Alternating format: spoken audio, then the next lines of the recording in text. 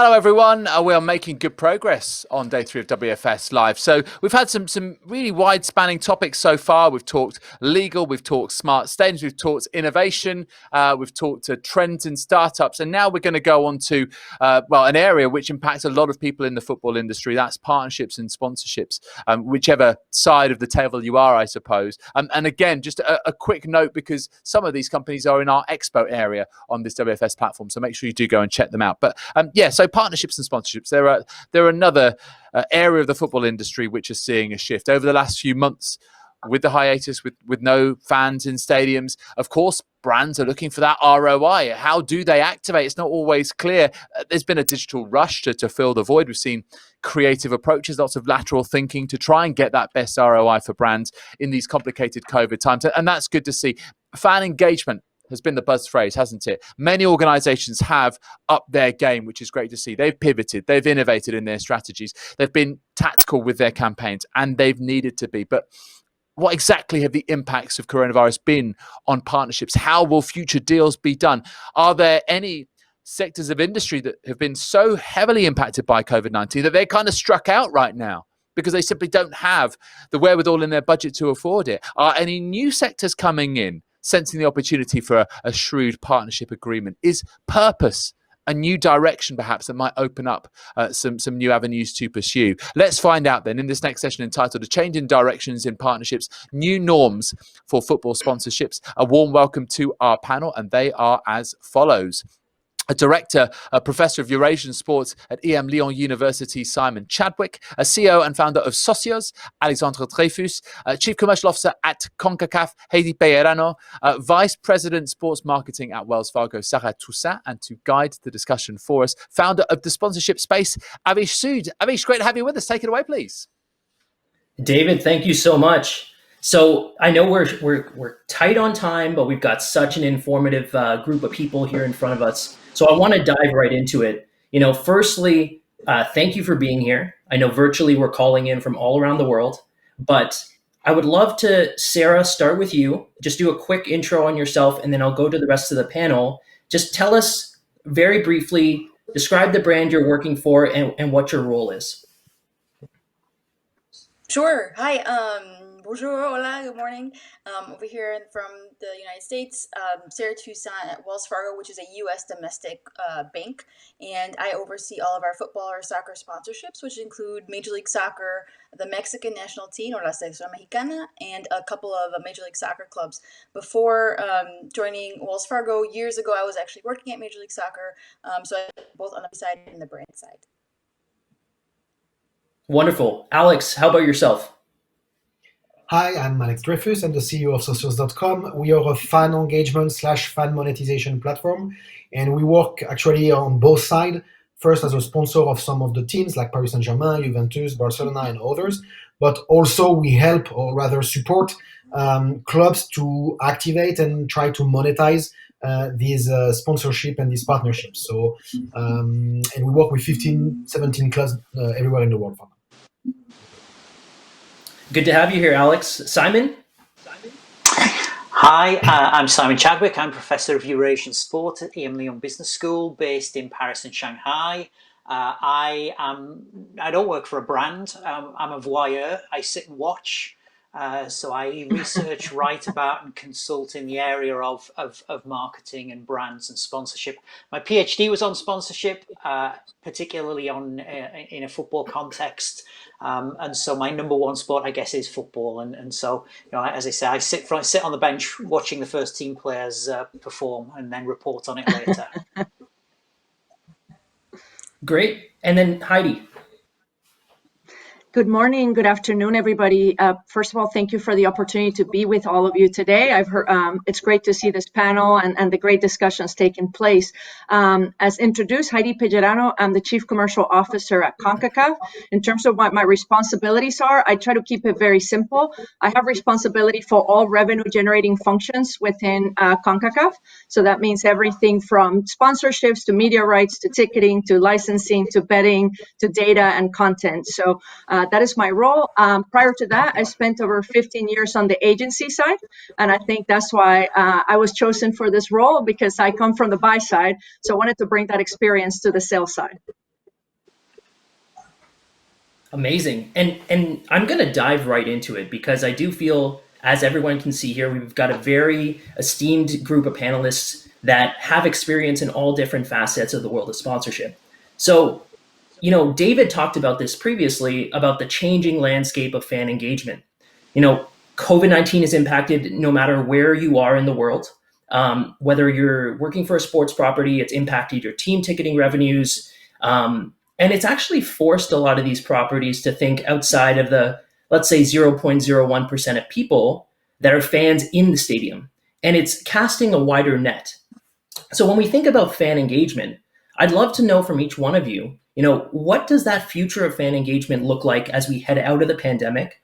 And where is our industry headed in that regard? So, Alex, you're really close to this. So I'd kind of love to start with you and then dig deeper into everyone else. Thanks. Remind me to hire you after, because you literally stole every single word I usually use when I introduce socials.com. So our pitch is usually like this: is 99% of sports fans are not in the stadium, and I'm talking before COVID. And the question was always about how can you engage and monetize this fan base. And now, ironically, this 1% that is not anymore in the stadium because of COVID, and you use the word, so that's why I'm laughing about that, forces clubs to actually really think out of the box and how they can either monetize their digital real estate, so sponsoring, partnership, whatever you want to call it, but also how you can create new asset, digital asset that can be monetized. And what we do, it's very much a niche for the time being, but what we do is very simple, is we are creating what we call a fan token, which is this digital asset of Barcelona, Juventus, Paris Saint-Germain, etc. And you as a fan, you can buy this and you can have a voice and an influence. So you have like a share of influence towards the clubs that you're supporting. And the way we pitched that to the clubs was, we started 2 years ago, but still it's even more true today. It's just that a new way to generate a revenue. Yes, it goes through partnership. Every club has a different definition of partnership, but it always includes money. And the thing is, it's how can you add a new revenue stream or a new vertical with something that didn't existed before? Because you have a plateau, as you said, there is a plateau and ceiling on F&B, on ticketing, on merchandising, even post-COVID, that will still be the same. So what is the new thing you can sell and that is valuable both for the fan, but also for the partners? And that's what we are trying to pitch nowadays. Mm-hmm. Mm-hmm. Simon, what about yourself? So obviously, your background's super interesting, and I'd love to get your perspective on the outside in on where you think fan engagement is heading. The first thing to say is I do work with organisations within sports. So if I give you one example, I work a lot with UEFA, and whenever I speak to UEFA, this phrase fan engagement continually comes through, and it's continually come through over the last 10 or 15 years. Inevitably, it's going to be really important as we move forward from here. And I think for me, what is really, really important about all of this, especially in the pandemic era, is no matter who we are and where we are and what our circumstances are, we're all still human beings. And that's absolutely crucial. So whether you are an English football fan sat waiting for the gates to open again, or you're sat in a living room in Shanghai looking at your mobile device, we're all still human beings. And so for this answer, I'm going to bring up a kind of an academic response, and that is, it's really important that we understand the process of fan engagement, and rather than just use the phrase and try to be creative in responding to it. I mean, essentially, from my perspective, I'm seeing fan engagement as a combination of motives, attitudes, and behaviours. And really understanding people's motives at this time are really, really important. So there are going to be people out there in the world who they've lost their job. Maybe they've been furloughed. Maybe they're going to be living in a high tax economy. So suddenly their motives might shift considerably in some cases. And that inevitably then leads into their attitudes towards being a fan. And unpicking that very briefly, you're talking about left brain, right brain.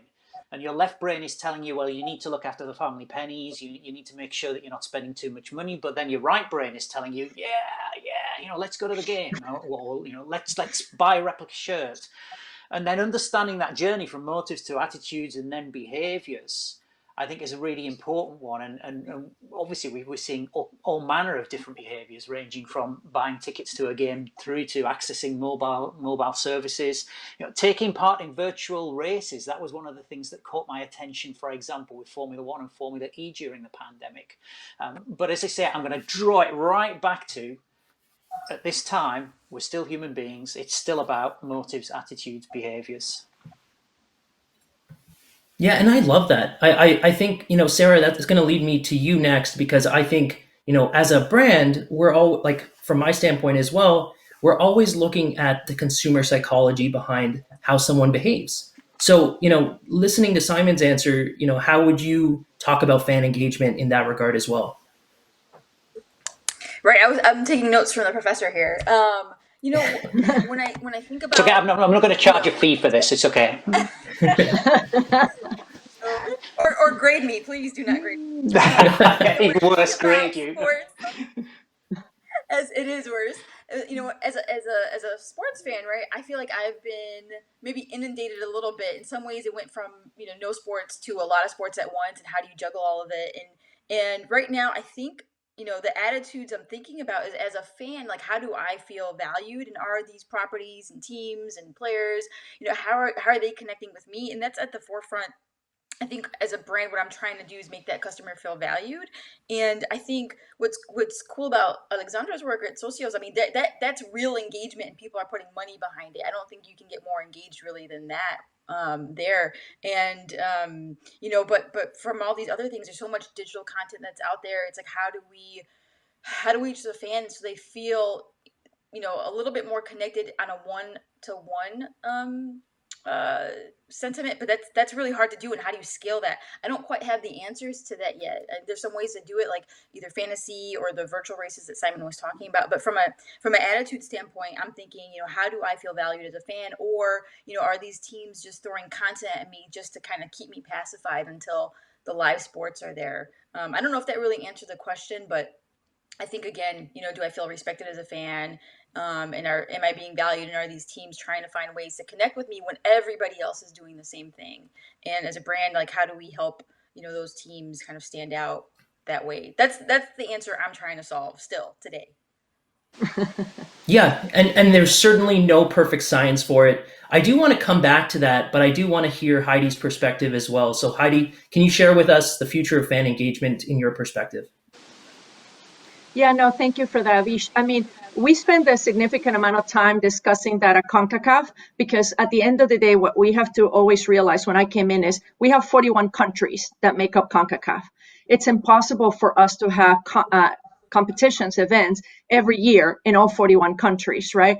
And then on top of that, when you look at the composition of our members, we have a huge diaspora around the world. You go to Europe and we have big fan bases from our Caribbean countries, in France, in the Netherlands, in the UK. So that was something I realized very quickly. It's like, we have to be very mindful of who our fan is and make sure that we prioritize them. And, and the other thing that was really important for us is not only to understand that global nature of our sport, but also please understand the fact that we're competitions-based, right? We're an event-based business. We're not the same as an NFL or an NBA or an MLS that have a season that they plan for, right? They go from a draft to a preseason to a regular season to a postseason, an all-star game. We go to have different competitions. We go from a U20 to a U17 to a women's competition to our Gold Cup, our Champions League. So that was really important for us to say, wow, here at a confederation, and a confederation of our magnitude, our fan perspective has to be very different. We can look at what others are doing in other sports, but we have to craft a path forward for ourselves. The interesting thing is, we were talking about it, the role that content could play, digital engagement. And when the pandemic happened, it accelerated all of that, because it proved how critical it was to have a very strong strategy to do that. And like Sara said, and I think others, I don't think we have the perfect formula or answer, but know that at least we feel comfortable that we're prioritizing the right things and need to dive deeper in our investment in that area. Mm-hmm. And I like the order that we went in. So I'm going to start with you again, Heidi, as I go into this next question. But, I want to talk about the fact that you're an events-based business, and where our landscape is headed with makeup goods and assets recently. So, the pandemic in March switched everything, right? So when you think about how many properties or leagues or teams were acting creatively in recouping value for those sponsors, one of the things in the US that I noticed was as soon as Major League Soccer started up again, there was a huge digitally transposed logo for Adidas in the middle of the field, right? Some fans thought it was distracting, others, started to get used to it. But it's part of that make goods that, a lot of properties are talking about this year specifically. So, as you think about how you're providing value to financial partners and sponsors, how do you look at make goods and how do you go beyond the broadcast in that regard? Yeah, it's a fantastic question. I mean, I think for us, I can tell you, I think being on the buy side before and being the one that advised brands was super helpful because I put myself in that position. The first thing that we did was we were very proactive calling all of our partners and all the way from the top of our president and our general secretary. And we had calls, I think week 2, right? If not that. And the answer was very clear, right? We don't have all the answers. I cannot tell you when we're going back to football, but we're telling you outside of the health and safety of our players and our fans and our referees, you're our number one priority. I cannot tell you how well received that was. I think people were a little bit surprised how proactive we were in those discussions. The next thing we did was we met with each of them individually to understand how they were managing the pandemic. We didn't want to come in and start giving them more assets and value during the time we weren't competing because every brand has a different approach. Some people decide to we want to ride the storm, stay quiet. Others are going to be more proactive and do more CSR. So that was the thing we looked at and said, okay, how can then we took that information and said, how can we help contribute to that activations that you're doing, right? And then the last thing we did is when we started actually saying, okay, now we know when we're getting back to football, we met with them again and said, okay, how have your organization shifted? Priorities, budgets? Are there certain targets that you have to meet because you're seeing your CFO is calling you about your budgets and things like that? Very transparent from the get-go. And based on that feedback, we actually created customized solutions for each partner. I'm very proud. When we did an analysis for our CFO to predict worst case scenario for us in terms of any changes in format and what that could mean for us financially. And where we netted out, I think we were at maybe 10% of what we projected. So, and I think a lot of that was by how we manage it with the partners, how we heard them. We didn't say, oh, we're going to give you more signage, right? Because you need more exposure. We said, no, exposure we can replace with exposure. Non-exposure hospitality, we're not going to replace with exposure. Those are different objectives. Let's find different alternatives. If we can't meet that we can discuss potential rebates into future fees. And I think that's the critical part, transparency and communication and customization with each partner's objectives. I think that's such a great answer because I feel like the openness and transparency you talked about in bringing that partner in on the journey, but not trying to provide them an asset that they're not asking for. So if it is hospitality, figure out a way to involve, future benefits or rebates later on, but don't necessarily try to replace it with something that's a broadcast asset. For Sara, from your perspective, are you looking at sponsorships differently when it comes to any future ones coming in or for this year specifically? Were you looking for new assets like that? What was your approach? Yeah. Well, I'd like to think that we are great to work with and easy to work with, despite being a huge financial institution with a lot of bureaucracy. But we understand, and especially since I've been on the property side, I know how challenging it can be, and I definitely try to be flexible in terms of understanding the positions these properties were in. It was hard, no doubt, it was hard to figure out. But Heidi, she said it perfectly in that let's look at all the assets that we have contractually and where can we exchange, so, we pay an example, let's just throw out a deal is $1 million. And the property needs to deliver on $1 million, but we don't want $1 million of signage, right? LED signage. We need something that's comparable to the assets that we have. So from a hospitality standpoint, we can't be in person. So what can we how can we translate that into this new world? And that was really the approach that we are looking for. And so we want that exchange to feel right and meet the objectives that we're looking for per that asset. And I think the big piece is, the easy solution was a signage. I will say, Avisha, I think we were on Twitter exchanging. I love the Adidas signage on the center field. I think that was the perfect brand for it. To have our brand center circle on the field wouldn't make sense, but I think to have Adidas there did make sense, and so that felt right to me. But again, it can't be just signage, because that's the easiest solution. It's got to be, like Heidi said, it's got to be customized to the brand. And I will say, I think the teams were a little bit more flexible than the league.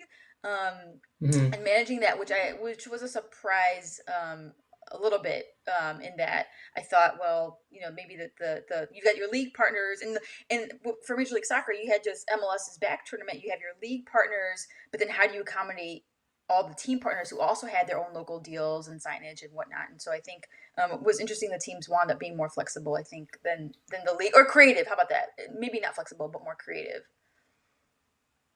Yeah, that's not an easy one, because I feel like at the same time you got to please the league partners, but also please the team sponsors. And how do you compromise to make sure that the assets are provided to both in an effective way? Simon, I'm going to come to you, and what's your thought on this? Like, when the properties you're working for, did you get any insight onto how they're providing value to their financial partners? And then even from the perspective of, is the onus only on the property? Does the sponsor kind of have to meet them halfway in this regard? I'd love to get your thoughts.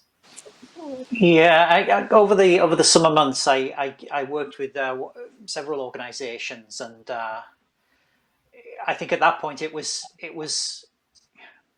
a little too extreme to call it panic mode, but it was a case of, what do we do now? Let's think of something, and let's deliver some value, and let's make sure that we make good on the deal that we've got and retain the partnership. And obviously, some of those partnerships are very long partnerships, so it has to be within the spirit of goodwill and collaboration with the partner. So I think that was important. In terms of the notes that I made before we got into the session, I've just realised I'm going to use a rule of three again. There's certainly something about acceleration and amplification, and as I said, I particularly kept an eye on Formula E during the summer months. So a lot of the things that were happening around fan engagement, a lot of the things that were happening around work with sponsors, with partners, were accelerated and amplified. But in terms of the rule of three I've written down, it's really around authenticity, austerity, and activism. So authenticity, in the sense that I think at this moment, fans in particular, whoever those fans are, do not want to feel as though they're being taken advantage of. So any sense of opportunism, I think, undermines the authenticity of those involved in a deal. And I think linked to that, part of it, as we've already alluded to, is people have lost their jobs. People have been furloughed. People are looking ahead to the future, not optimistically, pessimistically. And so for me, and perhaps we'll come back to it later on with some of the other questions, is the market suddenly has changed dramatically, because the golden years, which I think we've lived through a golden decade of almost unfettered growth and development, is suddenly we face something completely different. So I think what I'm beginning to see is some issues around austerity and what people spend. And then, of course, against this backdrop, we've seen this year activism playing out. And obviously we think about Black Lives Matter and other forms, but we'll see environmental activism too. But I wonder if, as we move forward from here, we'll also see a kind of economic activism as well. And we've got to be very careful that consumers don't kick back against what seems like a rarefied environment of elite professional sport, of very highly paid sports people and profitable franchises, but also big brands spending consumers' money during times of economic austerity. Simon, I love your answers, because at the root of it, it's rooted on empathy. It's rooted on what consumer mindsets and fan mindsets are at this current time. Because outside of sports, you're totally right. Like, everyone's dealing with so much. How do you make sure that that's considered along with that fan engagement and sponsorship that's taking part And yeah, no, that's a great answer. Alex, what about yourself? From your perspective, how are teams and properties working around their assets now? So for us, we are not WellsFargo. We are not a big brand, obviously, but yet we are a partner of 10, 15, 17 IPs and properties. So it was interesting because every team has a different way to embrace it or to approach it. It was always sometimes a little bit of a painful exercise because if I pay $1 million for whatever, I don't want to have $1 million of LED. Literally, I don't want that. Especially in our case, our business, at least for socials.com, our business is fans, and most importantly, the fans of the team that we are working with. So we are not really here to sell socials.com, that's amazing. We are not a sports betting company that will drive traffic to our property. No, actually, we want to promote the brand of the team and try to pitch their fans. So we had to be more creative, and I hate to say that publicly, but COVID-19 for us was rather a bless because as a business and how it forced clubs to be challenged. I usually say that the sports industry is the only industry almost that you will know that hasn't been disrupted in 30 years. Travel industry, dating industry, banking industry, everything, even the food industry is disrupted. The retail, sports hasn't. We sell the same product, the same sport in the same channels. Now it's evolving a little bit in terms of distribution and broadcasting rights, but the business itself of B2C and retail and consumers hasn't changed. And I believe that COVID-19 will help, and it's not the right word, but at least will invite these IPs to think slightly differently. And I will say something very French, it will be very cocky, but it's the good thing of COVID-19 was the fact that clubs became less arrogant. And that was much easier to work with clubs that suddenly are hungry, while before, as you said, it was the golden decade and all these years. That's not anymore the case. So it's easier to talk to clubs, and they are more open-minded. And that's for the benefit of the fans, actually. It's not just for the wallet. It's not just a wallet purposes. For the benefit of the fan, now they're going to have access to more things because they will be more open-minded. And that's the only good thing I can say about that. Well, Alex, I think that's a great point because I feel that it's one of the hidden gems of the terrible situation we're dealing with is that properties are forced to be innovative. They're forced to think differently, and like you said, for 30 years, if not longer, many properties haven't changed, right? Or many approaches haven't changed. But I think what's really interesting is we're starting to see a little bit of a shifting of the guard in terms of categories as well. So, for example, outside of my work at the sponsorship space, I work for the Clorox company. That's one of the organizations that's done very differently during the pandemic right now. So when you think about sponsorship, Alex, let's start with you. La Liga recently is looking at ending sponsorships with sports gambling companies. It might be a little bit of a precedent being set in that market. But at the same time, I think a lot of different leagues and properties are opening up categories. So I think it's an interesting time if you're looking at sponsorship in general. Would love to get your thoughts on, what categories might play a future role in the sponsorship industry moving forward. That's interesting. So what I'm fighting every day is actually that it's to avoid the wording of categories. I was with a club yesterday on a call, and the head of revenue he has his box, he has his budget, and he wants to fill up this budget and fill up these boxes. That's slightly frustrating once you try to bring innovation and bring something new. I understand the business model of a club, it's to sell real estate, and they have to sell these boxes.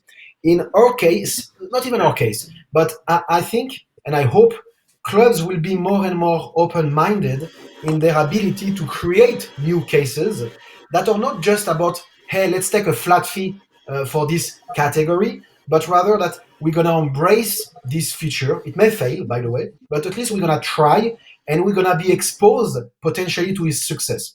I'm going to give the example of where I am today. I'm in Istanbul. 3 hours ago, we made a press conference with the president of Galatasaray because we were launching officially the Galatasaray token.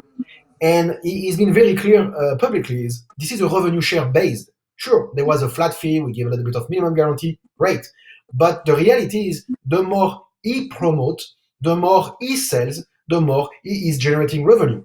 And this is something that is very uncommon in the sports industry because there was all this free money coming all over the place. Well, it's not coming anymore. So we have to think differently. And I guess that's a plus. But we are very lucky because we worked with different clubs from all over the world. And back to the 30 years, there is clubs that are still working like they were 30 years ago. It's very difficult. But we're getting there, step by step. Mm-hmm. Yeah, no, I think you're totally right. A lot of times properties can, and this is from my experience on the property side as well, is that they can look at it being more of a real estate game and trying to sell different categories. That's such an interesting insight on that from your perspective. But Simon, what about you? Do you see anything in the future for sponsorship as it relates to, let's say categories for now, but how is it shaping differently for the future? Yeah, just to say, I don't want people to leave today thinking, this guy Chadwick is a pessimist, because all he's talked about is austerity and a lean future. I am quite optimistic. I was on a call an hour ago with our campus in Shanghai, and what's really interesting about China is things seem to be pretty normal again, and ironically. And so what I'm especially interested in is observing China and what's happening in China. And we know there's been a little bit of a full court press on behalf of the Chinese around FIFA, for example. One of the things that Chinese corporations, Chinese brands don't do especially well is sponsor teams. And so one of the things that I'm looking forward to, a newly emboldened China and newly emboldened corporations, the extent to which they build a presence across global football, particularly if they're going to make good on their ambition to host the 2030 World Cup, which certainly the noises I hear coming out of China, they're very keen to do that. One of the other countries that I pay close attention to, given my general interest in Eurasia, is Saudi Arabia. Saudi Arabia, by comparison with other sponsors from the region, is relatively underrepresented globally. And so given the Saudi Arabian government's commitment to the development of sport over the next decade, I look forward to perhaps Saudi Arabian state airline getting involved in sponsorships. It's interesting because I think many of us have become used to Emirates, become used to Qatar Airways as important members of the community, the global sport community. Both of those airlines have been bailed out to the tune of $2 billion each during the pandemic. And so somebody used the phrase earlier about easy money in the good times. I think around Emirates and Qatar Airways, Etihad, it's going to be a lot leaner. Otherwise, things that crop up keep floating across my radar. And I guess one of the things that unites China and Saudi Arabia, as one example, is esports and different formats within esports, different digital developments linked to esports. Just one and I wrote this down, it just keeps going through my mind because I thought it was great, and maybe there's some inspiration there for people working in the industry, is Ben and Jerry's Netflix Tubs, which I thought was a great idea. And I just thought, right, okay, you can imagine that. And already you're beginning to hear of ticket and COVID-19 vaccination bundles. So I think it's a really interesting time, and I am optimistic, and I do look to the future, and things will get better. That's my view on this. I love it. I'm going to rephrase the question just a little bit for Heidi and Sara. So Heidi, from your perspective on the property side, are you looking at, your sponsorships differently or approaching new categories differently? Is it more of less of a reliance on, ticketing and VIP boxes included in that? What's your thought on your packages there?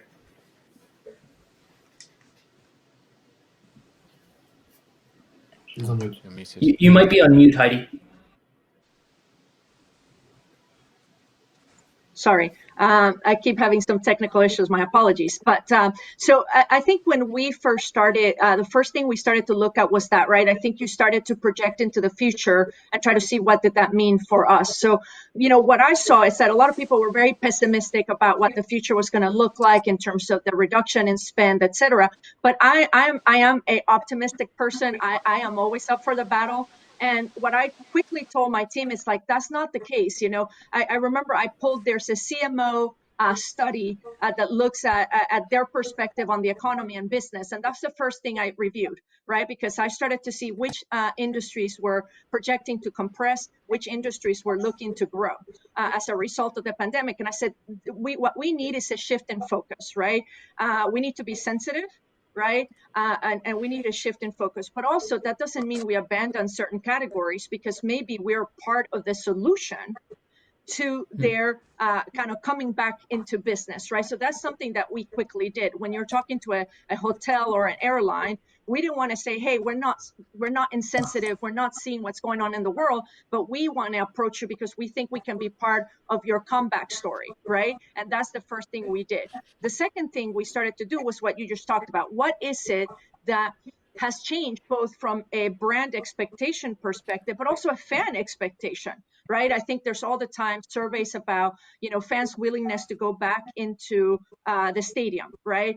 Or how fans' expectations have shifted now that they've gotten that close engagement with the athletes directly. So that was something that we kind of said, okay, expectations from the fans have changed, expectations from the brands have changed. So now we have to be more creative in what we're doing. So for example, as we looked into 21, traditional things that we do are our competitions from a fan engagement perspective. We rebriefed our agencies, and now 80-90% of it is going to be virtual experiences, which, by the way, as we talked in the first question, we should have been doing that anyway, right? When you look at the number of fans.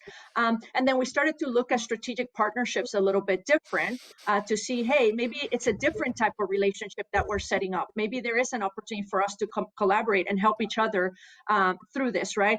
Let me share with you my objectives. Let me understand your objectives and see how we can work together.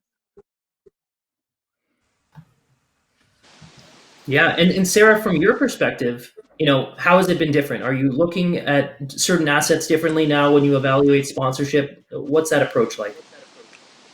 Pretty similar. I actually, if you don't mind, I want to jump back to kind of the category topic in a couple of different ways.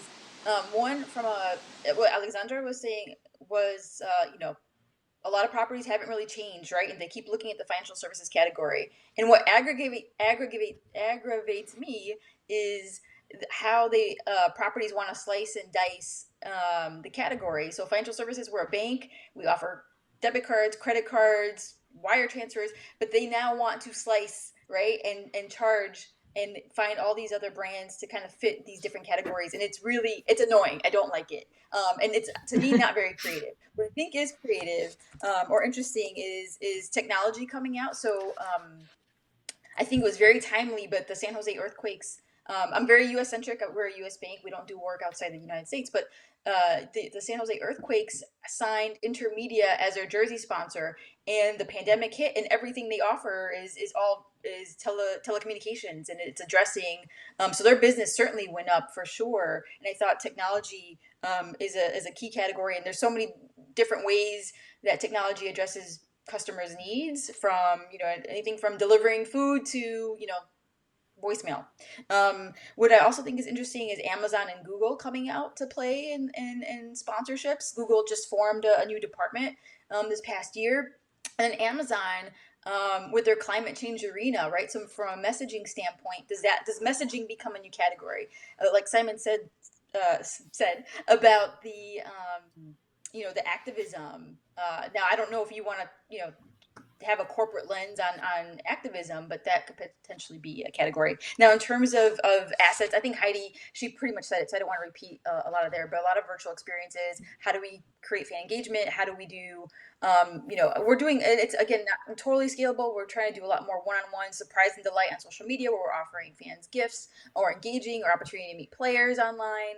So nothing really revolutionary there, but I did want to talk about the category piece. Mm-hmm. And you know what? We've got about 2 minutes left, so let's see if we can do this. In a few words, is there a trend that you're looking for? And I think, Sara, you've already mentioned, and I think it's been a theme of the panel is, social activity, social activity in terms of engaging people in that regard, but then also digital activations outside of the stadium. Is there a trend that you're looking for, in just a few words, headed into 2021? And Sara, maybe we can start with you. If there's one piece that you're watching heading into the next year. Oh boy. How do you tastefully, tactfully combine fan engagement with social activism, with kind of thinking of a greater good from economic standpoint? Because I think it is important for properties and brands not to lose sight of the struggles that everyone is going through right now. So pretty broad answer, but is there a way we can marry all those things together and make everyone feel good about the work we're doing in this space? Perfect. Heidi? I think I'm going to piggyback a bit on what the group shared overall.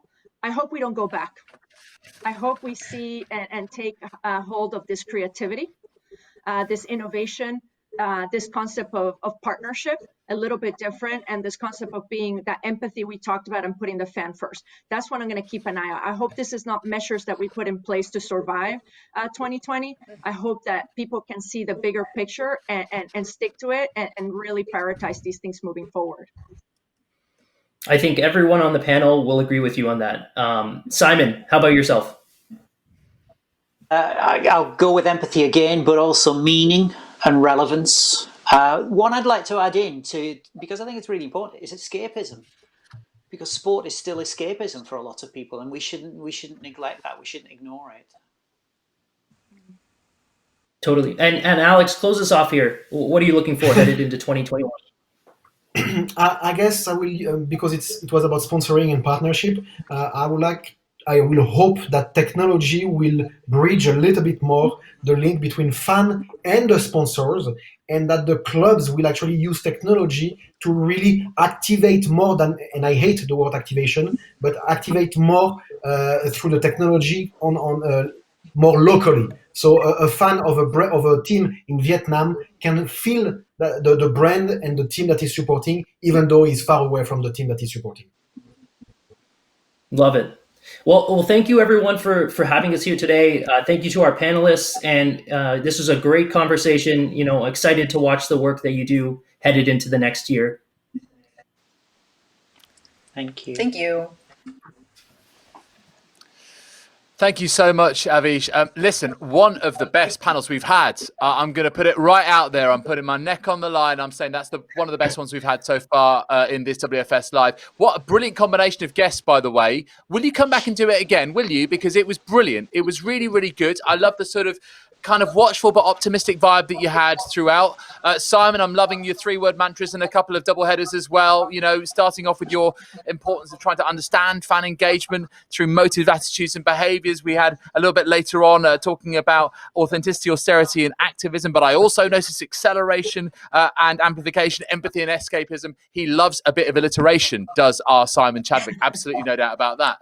Sara, if you made notes from Simon, I made notes from all of you, and they look something like this. And I'm trying to make sense of them as I quite quickly wrap up this panel. It's a bit of a minefield, but just briefly, I suppose, from Heidi, getting the sense of really content, digital engagement being a priority for you guys going forward. You want to deep dive into that investment-wise, and also the importance of communication, of understanding when you're actually reaching out to partners and trying to customize the solutions for them. I really see that and hear that from you guys as well.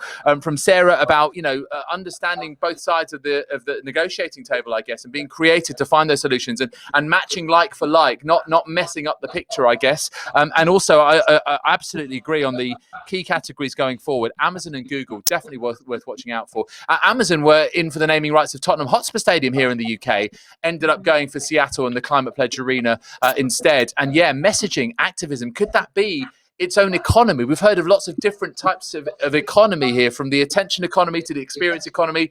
Could we even have the sort of purpose economy, if you like? That's another area. I think there's a lot of talk in that space right now, and I do wonder whether brands will want to attach themselves to that as well. And also from Alex, I mean, my goodness, some really strong thoughts from you. I loved it. Forcing clubs to be challenged and less arrogant. And it is an easier time to talk, because they're forced to just look at different different things. We can't just carry on doing what we've been doing because it's always been done that way. Yes, it's been because of COVID, but we've got to, take the advantages of that. As I say, blimmin' brilliant. I love the lot of you. And I want to put you in my pocket and just bring you back out at the next WFS Live, if that's possible, virtually or in person, however we do it. Great. Thank you so much. Really appreciate it, guys. Okay. So Thank you, David. once again, thank you, Avish. We go on, and we've got another panel starting in just 5 minutes' time. COVID-19 resilience and impact on global football is our next topic. We'll see you very, very shortly indeed.